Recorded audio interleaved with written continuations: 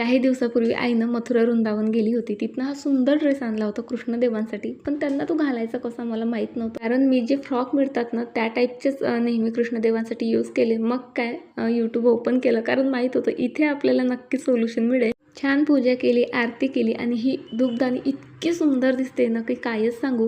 पण त्याच्या बाजूला तुम्ही बघितलं माझं अगरबत्ती स्टँड काही छान दिसत नव्हतं. मग काय लगेच डोक्यात खुरापत आली आणि वॉलपुट्टीमध्ये मस्त पाणी टाकून असा डो तयार केला. तो लाटून घेतला. त्यावर एक चंपाचं पान आरोहीने मला आणून दिलं.